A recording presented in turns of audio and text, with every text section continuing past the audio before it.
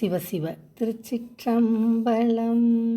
நம்மால் இயன்ற தொண்டினை ஏன் செய்ய வேண்டும்? இக்கேள்விக்குரிய விடையினை சிவதர்மோத்தரம் என்னும் நூலில் தவத்திரு மறைஞான சம்பந்தர் 280 மற்றும் 281 பாடல்களில் அருளியுள்ளார்கள். முதலில் 280 பாடலை காண்போம். பரமன் திருமுன் அழல் முன்னும் பரம குரவன் திருமுன்னும் ஒருமை உறவே வறுமையிலும் உதவாதவரும் சிறிது ஏதும் அரிது பொருள்தான் பச்சிலையும் அரிதோ அக்தும் அரிது ஆகில் திறனம் அதனை திருமுன்னே மாற்றல் அரிதோ செயலாலே என்பதாகும். இப்பாடலில் வரும் பரமன் என்றால் சிவனை குறிக்கும். அழல் என்றால் சிவாக்கினி. பரமகுரவன் என்றால் மேலான குரு என்று பொருள். திறனம் என்றால் துரும் செத்தைகள் என்று பொருள். மாற்றம் என்றால் அகற்றல். அரிதோ என்றால் முடியாதோ. செயல் என்றால் தொண்டு என்று பொருள். இனி இப்பாடலின் பொருளை காண்போம்.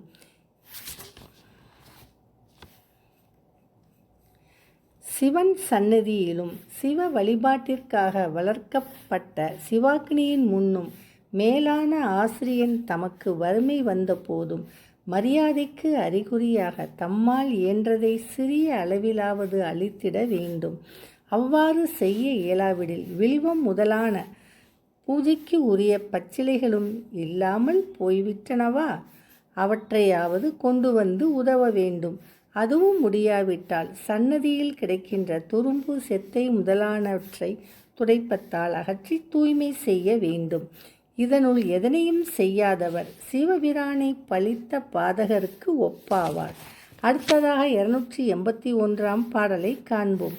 பொருளில் பொருளை புணர்ந்தாரை அல்லார் எல்லாம் பூரணையில் ரவியுடனே இளம் மதியம் இசையும் பொழுது இணை இழியும் எரியும் இயலும் குருபரனும் இருக்கும் இடத்தை அழகிட்டு விரையின் விதத்தால் மெழுகிட்டு விதியால் பூசை புரியாரும் என்பதாகும்.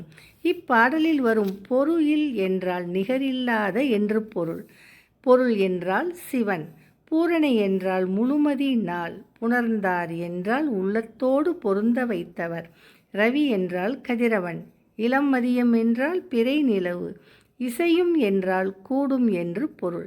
இணை என்றால் ஒப்பு. எரி என்றால் சிவாக்கினி.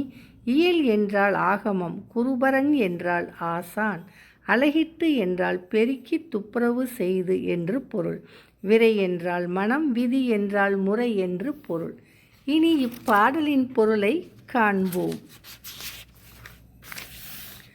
தமக்கு ஒப்பு ஒருவர் இல்லாத சிவபெருமானை தங்கள் உள்ளங்களோடு பொருந்த வைத்து மோன நிலையில் அமர்ந்திருக்கும் சிவஞானிகள் அல்லாதார் அனைவரும் முழுமதி நாளிலும் ஞாயிறோடு தேய்பிரையின் இளம்பிறை பொருந்துகின்ற காலமான அமாவாசை நாளிலும் தமக்கு யாரும் இணையில்லாத சிவபிரானும் சிவாக்கினியும் சிவாகமும் மேலான ஆசிரியனும் எழுந்தருளியிருக்கும் திருக்கோயில்களை துடைப்பத்தால் பெருக்கி துப்புரவு செய்து சந்தனம் முதலான நறுமணப் பொருட்களால் மெழுகி பணி புரியாதவர்களும் சிவனை பழித்துரைத்தவர்களுக்கு ஒப்பாவர்.